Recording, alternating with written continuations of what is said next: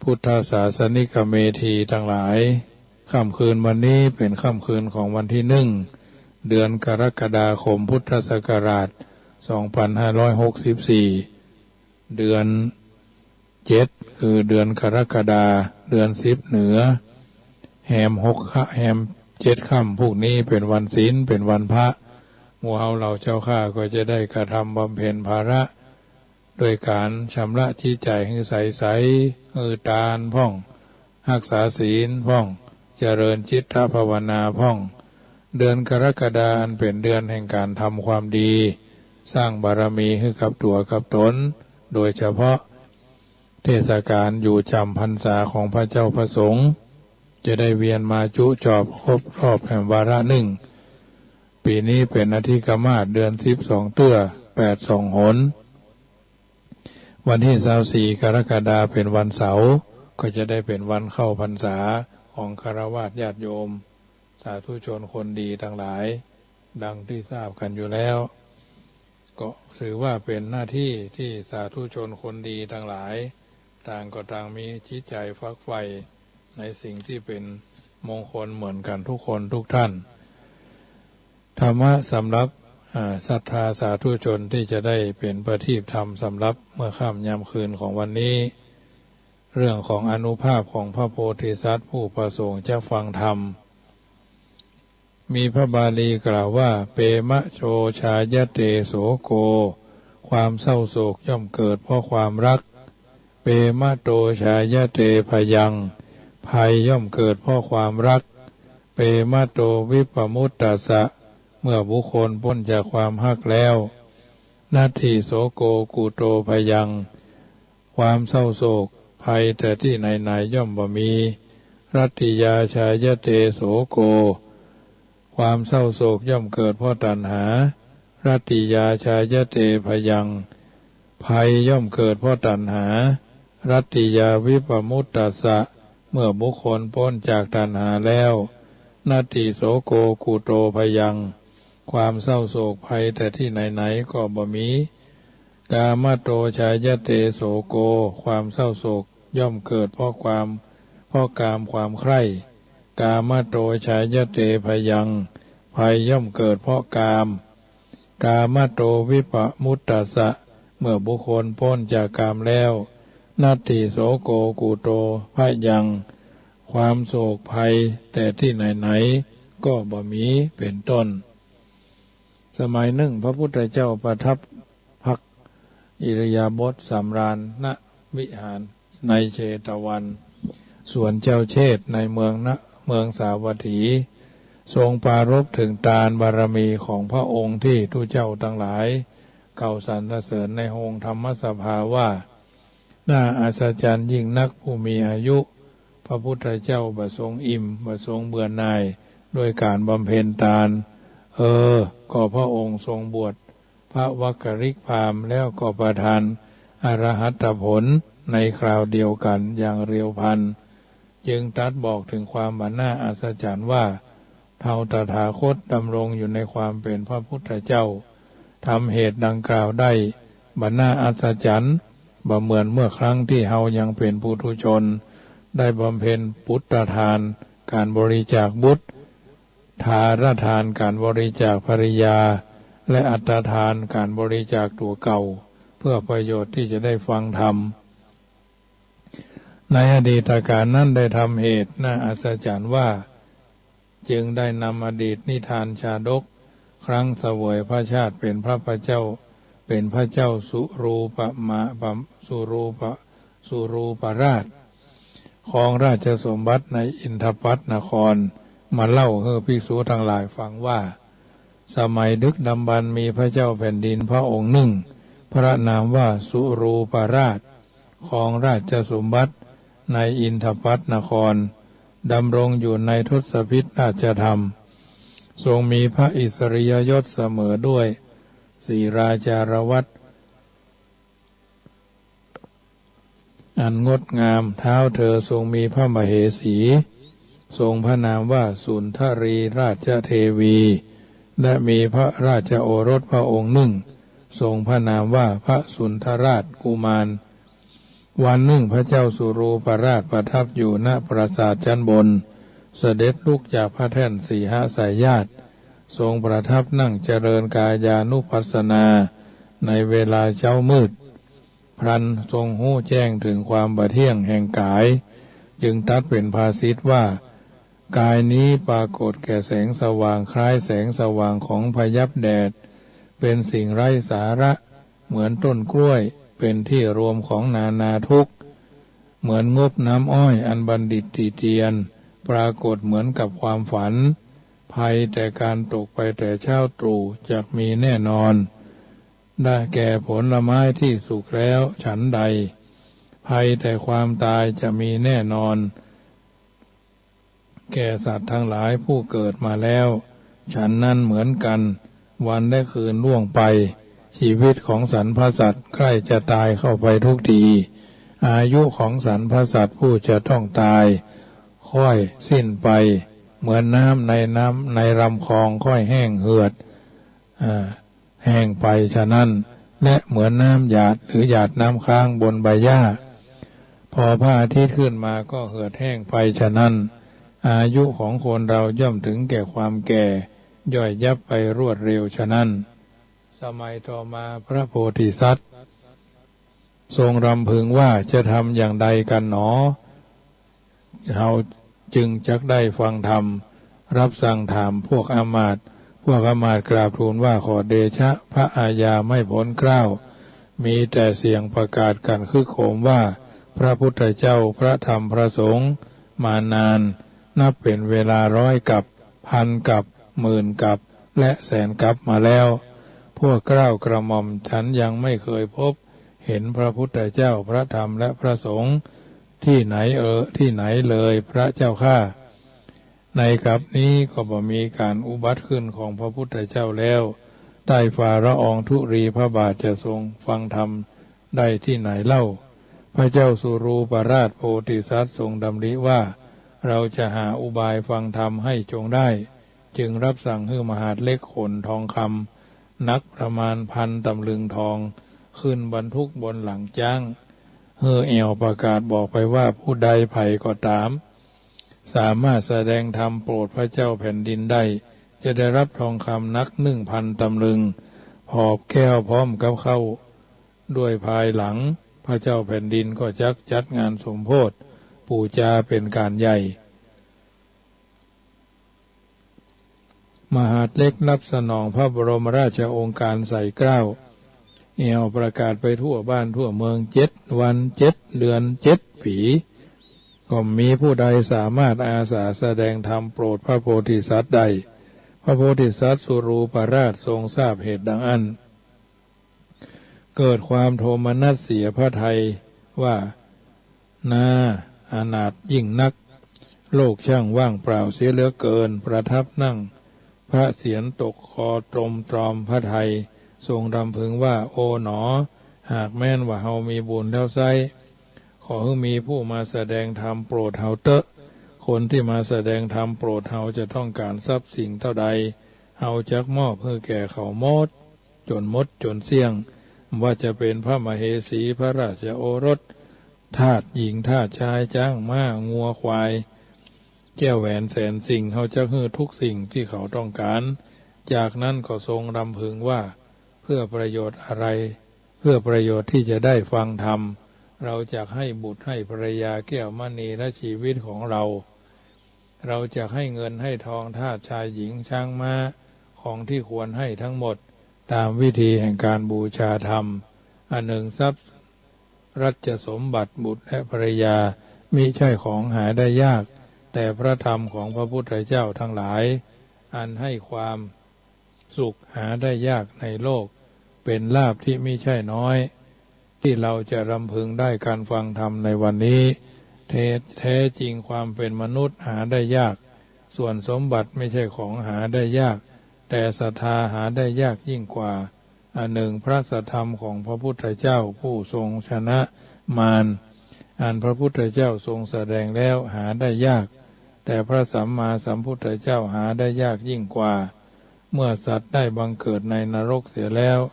ความสุขจะมีมาแต่ที่ไหน และสัตว์ที่ทำตนให้เต็มด้วยทุกข์มากมายก็ไม่ได้ฟังธรรม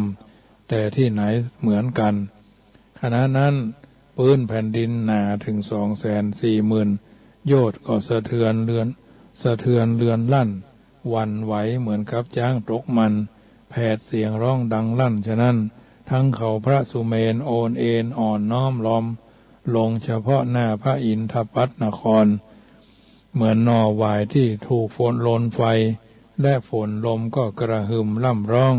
บันดาลให้ฝนถูกลูกเห็บตกลงมาสายฟ้าบอกนอกฤดูกาลก็แลบแปรบแปรบแปรบแผ่กระจายไปทั่วมหาสมุทรก็กำเริบตีฟองระนองระเนือกเทพเจ้าทั้งนั้นปากันสาธุการท้าวสักกะเทวราชก็ตบพระหัตถ์ดังฉาดฉาน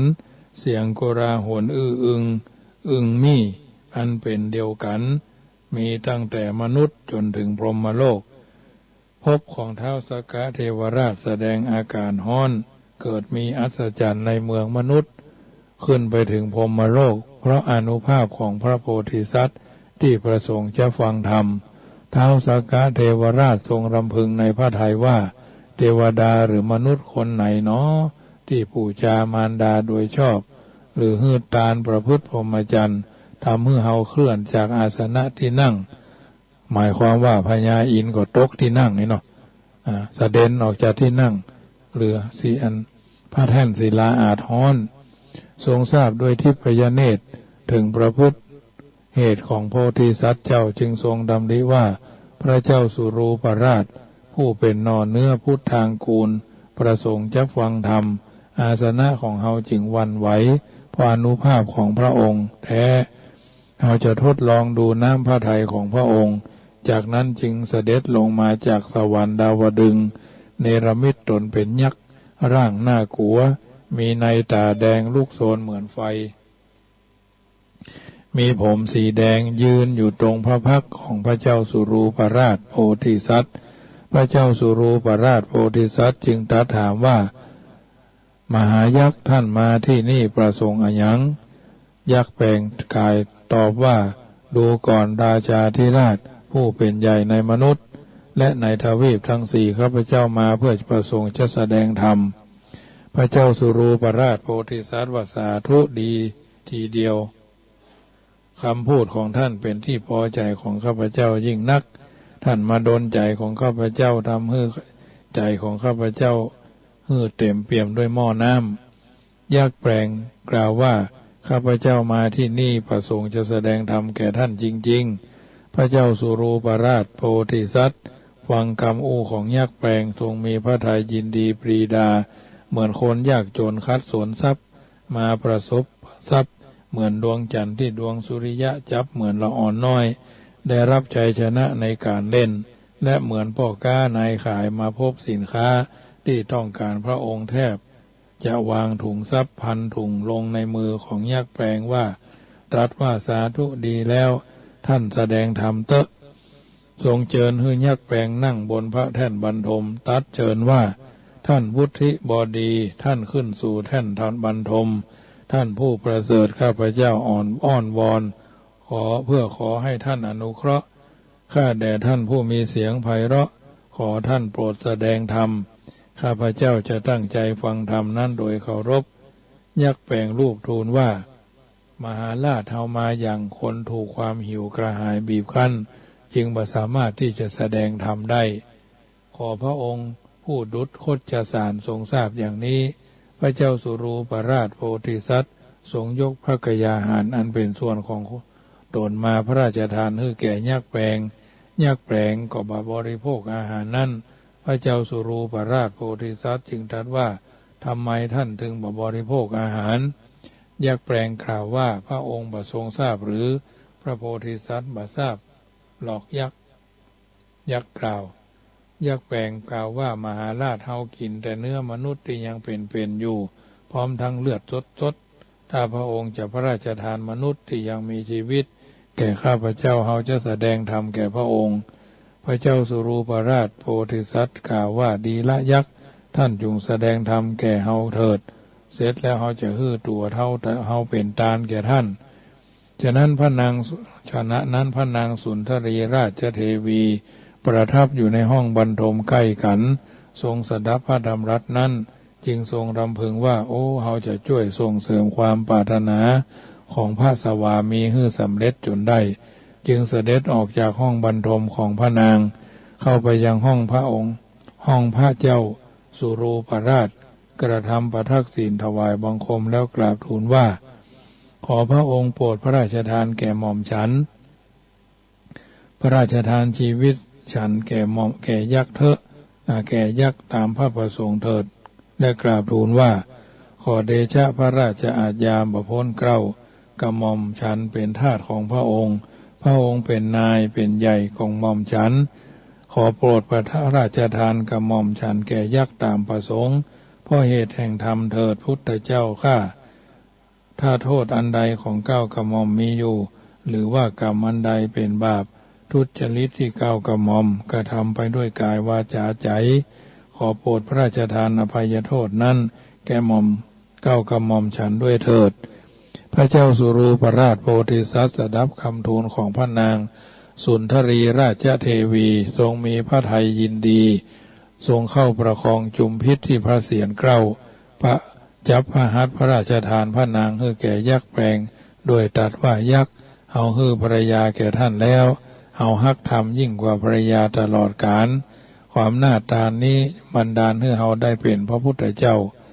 เฮาจะช่วยคนหมู่สัตว์พร้อมทั้งเทวโลกคือข้ามโอคะบัตตะสงสารเฮาให้พระนางเทวีแก่ท่านนี้เพื่อประสงค์จะฟังธรรมขอให้เฮาได้ตรัสรู้เป็นพระพุทธเจ้าในอนาคตการด้วยเถิดมวลสัตว์พากันมกมุ่นอยู่กับราคะโทสะและโมหะจึงท่องเที่ยวเร่ร่อนอยู่ในวัฏสงสารอันยาวนานของเฮาเป็นปัจจัยที่เพิ่งอาศัยของสัตว์ทำลายน้ำคือโอราคะโทสะโมหะพินาศไปยักษ์แปลงรับพระนางสุนทรีราชเทวีไว้ใช้ฤทธิ์กำบังพระนางร่างพระนางแต่ทำท่าเหมือนดูดโลหิตและเคี้ยวกินพระนางพระเจ้าสุรูปราชโพธิสัตว์กล่าวกับยักษ์ว่ายักษ์คำยักษ์ว่ายักษ์ท่านแสดงธรรมแก่เฮาแล้วพลันเถิดยักษ์แบ่งท่านให้ภรรยาแก่เฮาเฮายังบ่ได้อิ่มถ้าท่านให้บรรลุแก่ธรรมเฮาจึงจะแสดงธรรมให้แก่ท่านขณะเดียวกันพระสุนทรีราชกุมารได้สดับกรรมของยักษ์รำพึงรำพันพระราชบิดาของเฮา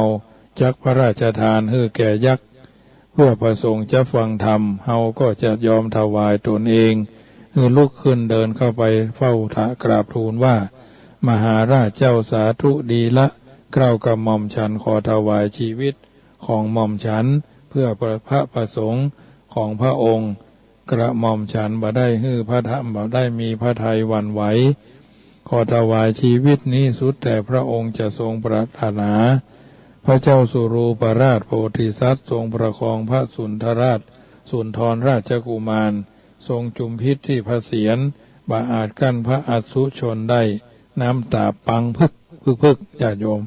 ทรงรับพระหัตถ์ขวาของพระราชกุมารทรงพลางตัดว่าขอเทพนิกรผู้เจริญทั้งหลายจงดูการบริจาคพุทธทานของเฮานี้ด้วยอานุภาพแห่งพุทธทานนี้เฮาบ่ได้ปรารถนาสมบัติในประเทศลาชบ่ได้บ่ได้ปรารถนาสวรรค์สมบัติบ่ได้ปรารถนาจักรวรรดิสมบัติบ่ได้ปรารถนาพระอินทร์สมบัติ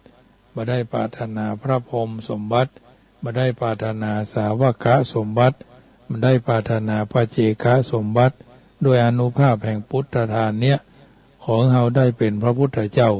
ในอนาคตการด้วยเตอะขอเทพเจ้านาคคนทันอสูรมนุษย์ผู้มีฤทธาวิทยาธรยักษ์หมู่ทุกหมู่เหล่าอนุโมทนาในพุทธทานของเฮาตัวตรัสเสร็จแล้วทรงพระราชทานพระสุนทราราชแก่ยักษ์แปลงยักษ์แปลงก็ทำเหมือนดูดเลือดเคี้ยวกินพระราชกุมารกำบังพระราชกุมารไว้ด้วยฤทธิ์เสร็จแล้วก็กล่าวกับพระเจ้าสุรูปราชว่ามหาราชเฮายังบ่อิ่มเลยขอให้คนอื่นมา เสาะคนอื่นมาฮื้อเฮาแถมล้อนี่เนาะพระเจ้าสุรูปราชตรัสว่าดีแล้วเฮาได้ฟังธรรมจากท่านแล้วจะฮื้อเฮาเป็นอาหารแก่ท่านขอท่านได้โปรดแสดงธรรมแก่เฮาเตอะยักษ์แปลงตอ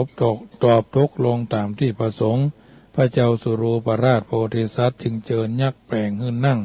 ณบนแท่นบรรทมอันประดับตกแต่งดีตกแต่งเป็นการดียักษ์แปลงมือเท้าหรือเท้าสักกะเทวราชเมื่อจะทรงแสดงธรรมตามลีลาของพระพุทธเจ้าจึงได้กล่าวเป็นคาถาภาษิตว่าความเศร้าโศกย่อมเกิดเพราะความฮักภัยย่อมเกิดเพราะความฮักเมื่อบุคคลพ้นจากความฮักแล้วความเศร้าโศกภัยแต่ที่ไหนย่อมบ่มีความเศร้าโศกย่อมเกิดเพราะตัณหาภัยย่อมเกิดเพราะตัณหาเมื่อบุคคลพ้นจากตัณหาแล้วความเศร้าโศกภัยแต่ที่ไหนก็บ่มีความเศร้าโศกย่อมเกิดเพราะความรักใคร่ภัยย่อมเกิดเพราะกามพาบุคคลเมื่อพ้นจากกามแล้วย่อมเศร้าโศกแต่ภัยก็บ่มีพระเจ้าสุรูปราชโพธิสัตว์ทรงสดับธรรมของยักษ์แปลง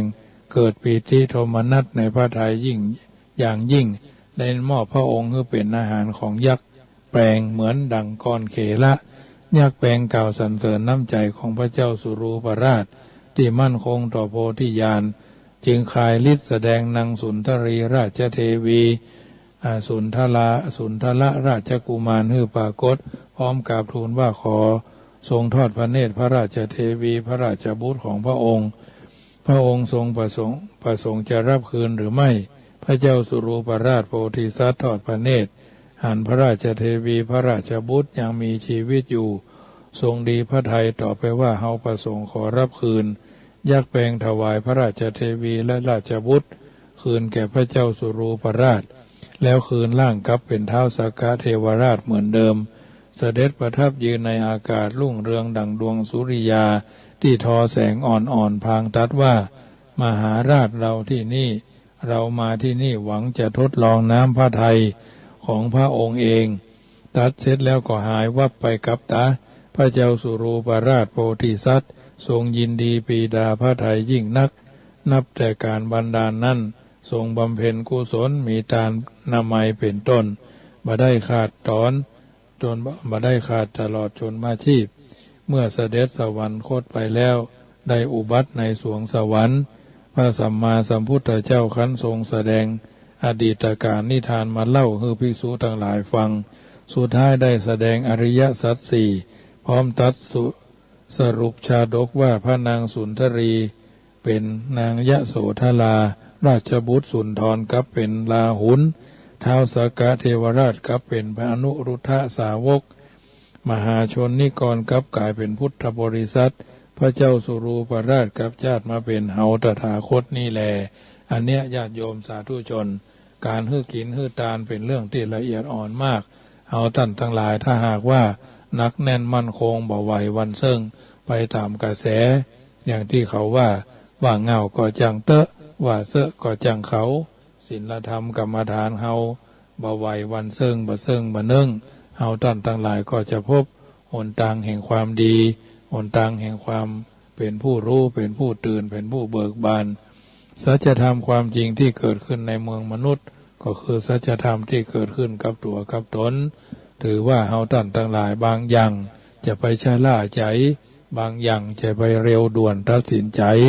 เพิ่นบอกว่าของฝากข้อธรรมะเตือนจิตสุภาษิตเตือนใจว่าดอกเดืออย่าไปกาป่าจ้าอย่าไปหนีบ่อดีอย่าไปทำบ่อจำอย่าไปสอนคนงอนอย่าไปง้อคนล้ออย่าไปเคืองกลัวเปลืองอย่าไปใจ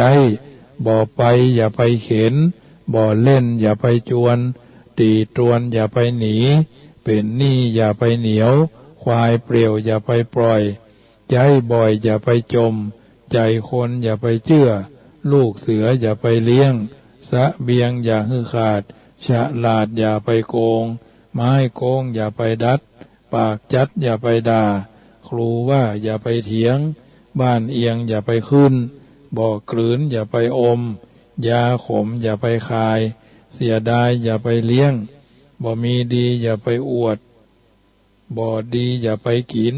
คนกินอย่าไปยุคนบ้าอย่าไปแย่คนดุอย่าไปด่าอันนี้วลีคำกล่าวของบัณฑิตชนคนผู้รู้ท่านกล่าวเอาไว้ก็กรไกเอามาสาธกยกคือญาติโยมสาธุชนได้ยินได้ฟังนำไปเป็นข้อเตือนจิตสกิจใจพวกนี้อย่าไปลืมไปวันศีลวันพระพัดไกลบ้านสำนักสงฆ์ใกล้บ้านที่พักสงฆ์ใกล้บ้านก็ทำกันไปบุญกินบุญทานก็ถือว่าเป็นสิ่งที่จะได้เป็นปาทายังเข้าห่อจะได้เป็นเสบียงต่อมหาเนรปานบุญเหล่านั้นจะได้เป็นสมบัติทิพย์เทพเพื่อเฮาท่านทั้งหลายได้ฮู้ได้เข้าใจในการดำเนินชีวิตของเฮาดำเนินชีวิตมาถึงวันนี้เป็นวันที่1 กรกฎาคมเป็นเดือน7แล้วนะเดือนนี้เป็นเดือนแห่งการเข้าพรรษาของสาธุชนมีจิตกันเป็นกุศลบางท่านก็จะไปนอนวัดบางท่านก็จะรักษาศีล8รักษาศีล5เอามาหับศีล5ศีล8ที่วัดมาปฏิบัติที่บ้านก็ได้ยิ่งช่วงนี้เป็นช่วงวิกฤตการณ์แห่งโรคภัยไข้เจ็บโรคโควิดโรคอันนั้นอันนี้แทรกซ้อนซอกแซกมาทุกแม่ทุกมุมเพราะฉะนั้นรักษาหรือสมทานที่วัดมารักษาที่บ้านจะดีบางทีบางโอกาสก็จะทำให้เราท่านทั้งหลายปลอดภัยสำหรับการทำบุญภาคพรรษาอาตมาภาพก็จะได้นำปาญาติโยมไปถวายชุดหลอดไฟฟ้าชุดเครื่องสุขบริพันธ์สบู่ยาสีฟันผ้าอาบน้ำฝนแล้วก็ธูปเทียนในเทศกาลพรรษานี้ที่อำเภอรองจังหวัดแพร่3 วัดอำเภอวังชิ้นจังหวัดแพร่3 วัดอำเภอเถินจังหวัดแพร่จังหวัดลำปาง3 วัดนะออกเดินทางวันที่11 กรกฎาคมแห่งบักขีวันนั่งทำ10 วันเนอะการลดคนละ500 บาททางนั้นทางนี้ก็ถือว่าก็มีญาติโยมที่แจ้งประสงค์เข้ามามีพี่น้องต่างน้ำเพื่อพระมาหู้จำนวนกันเนอะพี่น้องต่างบัวกลางโยมแม่บัวลันเนาะ1 กันโยมแม่บัวลมหนองสมณะธาดา1 กันตระกูลสาบุญตัน1 กันหรือ2 กันเนาะน้องเกิดพี่น้องที่เพิ่นจะไปกันก็แจ้งความประสงค์ได้วันนี้ก็พี่น้องทางหนองศูนย์มาทำกันเนาะก็คงจะประมาณ5 กัน10 กันอาจจะ10ปลายเนาะเท่าที่เข้าๆเนาะแต่อยู่ที่ดุลพินิจของญาติโยมเนอะถ้ามีโอกาสก็ไปไปนี่บ่ได้เข้าเมืองญาติโยมออกนอกเมืองไปแถวแยกรองแยกอำเภอรองบ่ได้เข้าไปในเขตอำเภอรองคือห่างไกลการชุนละมุนการชุกชุมเนาะชุมชนแออัดนี่เขาบ่ได้เข้าไปเอาไปรอบนอกไปแบบสบายสถานที่จะไปก็เป็นศาลาโถงโล่งสบายบ่ได้เข้าไปแออัดในวิหารเนาะไปแบบสบายจะเป็นเจ้าภาพหลอดไฟก็จะ100 ชุดหลอดไฟ100 ชุดละ200 บาทชุดผ้าอาบน้ำฝนและน้ำมันเติมตะเกียงก็ชุดละ200 บาทชุดละ200 บาทหรือพระจะเป็นเจ้าภาพยานี่ก็ยังเหลือแถม8 ชุดนะชุดละ300 บาทกึดจะได้ควายใจถึงแปลงใจถึงก็น้อมเอิญเจริญพรไปเรื่อยๆวันพรุ่งนี้เป็นวันศุกร์ญาติโยมรายการของธรรมภาพขึ้น104นี่บัดได้จัดเนอะจะจัดขึ้น96กลางวันวันพรุ่งนี้ก็ในที่วันแม่โจ้สันกำแพงภาคเจ้าเนาะก็คงจะเข้าก่อนเวลาเนาะเข้าประมาณตี 5หรือตี 5ปลายเนี่ยเพราะวันพรุ่งนี้เป็นวันศีลญาติโยมต้องวัดจังคำนี่ก็มาอาจจะนักจะน้อยก็แล้วแต่โอกาสเจริญพรอันที่จะไปตานเตียนนั่นเนาะ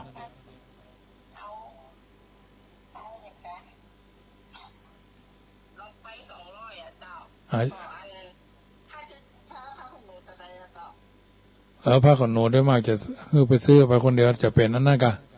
ผ้าอาบน้ำฝนกะ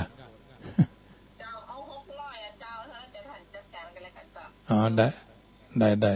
ชุดผ้าอาบน้ำฝนได้เลยเจ้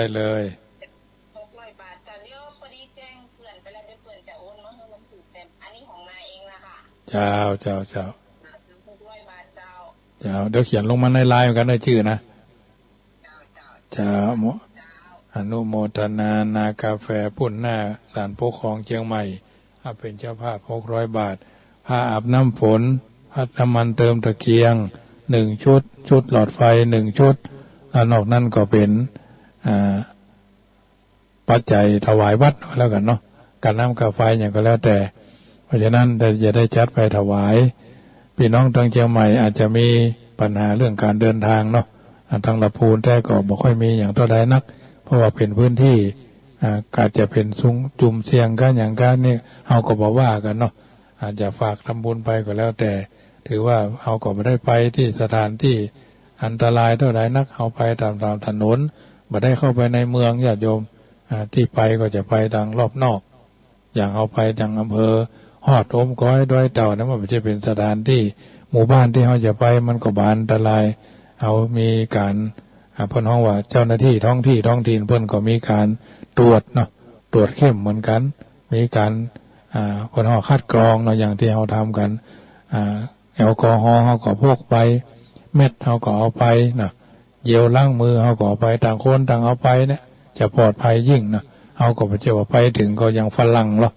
ไม่ใช่ว่าไปถึงไปกอดคอกับยังฝรั่งเฮาก็บ่ได้ถึงขั้นนั้นบ่ได้จุ่มพิษจุ่มภัยมันอย่างก็สักอย่างเอาอย่างสบายอย่างที่เฮาท่านทั้งหลายไปเพราะฉะนั้นตลอดจนญาติโยมจะเป็นเจ้าภาพป้านลมกว่ายังแถม18 ตัวเนาะตัวละ 4,500 บาทหรือญาติโยมจะร่วมเป็นเจ้าภาพผ้ากฐินสามัคคีปีนี้นะแบบได้มีเจ้าภาพก็เริ่มประชาสัมพันธ์กันไปไตรครองจำนวน2,700 บาทเนาะ2,700 บาทเป็นไตรครองไตรรองก็ 1,800 บาทนะแต่เจ้าก็มีโยมแม่บุญยงว่างตระกูลบ้านป่าเหี่ยวละพูน1 ไตรเนาะแล้วโยมแม่บ้านอุโมงค์แถม1 ไตรยังเหลือแถม6 ไตรเนาะไตรเป็นนั่นเจ้าภาพแถม1 ไตรขออนุโมทนาโดยเจริญพรโยมแม่ยุพิน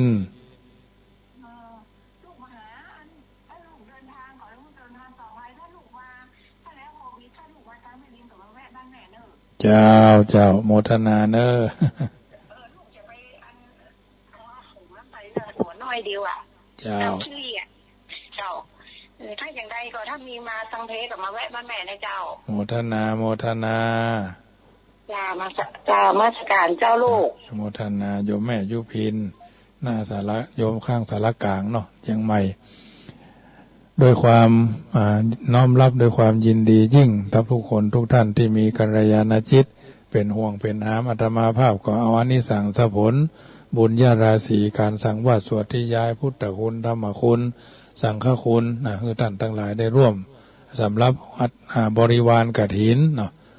ท่านทั้งหลายก็สามารถร่วมทำบุญกันได้บาทตลับพัดวีมีครบนะเครื่องก่อสร้างรองเท้าผ้าห่มผ้า7 ตัวสบู่ยาสีฟันชุดสำหรับเข้าเครื่องก่อสร้างเครื่องบริวารกฐินทั้งหมดนะที่จำเป็นเฮาก็บ่ซื้อที่บ่จำเป็นเฮาก็บ่ซื้อพุ่นวันที่23 ตุลาพุทธญาติโยมกฐินผ้าเรื่องของผ้าต้องการพระใจแห่งประมาณ200,000 ปลายเพื่อเป็นการต่อกุฏิคือมันแล้วเนาะคือมันแล้วไปเฮาก็บ่ได้เร่งรีบอาจจะถ้ามีทางเจ้าของร้านวัสดุก่อสร้างถ้าเพิ่นฮื้อเคก็ใกล้จะออกภาษาก็จะทำให้มันแล้วนะคือมันแล้วแต่ว่าเรื่องของสีทากุฏิวัน2 วันนี้ก็จะฮื้อสีเข้ามาทาได้แล้วหลังจากทาสีแล้วก็จะนิมนต์ทุกเจ้าพระมาเทศทำสักผูกนึงแล้วก็จะขึ้นอยู่พร้อมทั้งลวดจำภาษายศที่นี่เลยลวดจำพรรษาเลยประเดี๋ยวนี้ทาสีไฟเรียบร้อยไม้เรียบร้อยเหลือแต่ทาสีอย่างเดียวนะที่จะต่อเติมมันนั้นนี้จ่อฟ้าพันลมนี่เขาจะติดกันก่อนออกพรรษาในญาติโยมสำหรับรายชื่อเจ้าภาพจ่อฟ้าใบละกานั่นก็ได้บันทึกจะลึกไว้เป็นเรียบร้อยจะได้บันทึกไว้ในภายในกุฏิญาติโยมผ่านมาได้หันวันนี้สมสมัยได้เวลาขอนำรายการจากท่านไปก่อนรัตนัตยานุภาเวนะรัตนัตยเตชะสาพุทโธโยแค้วคาดธัมโมโยแค้วคาดสังโฆโยแค้วคาดอายุ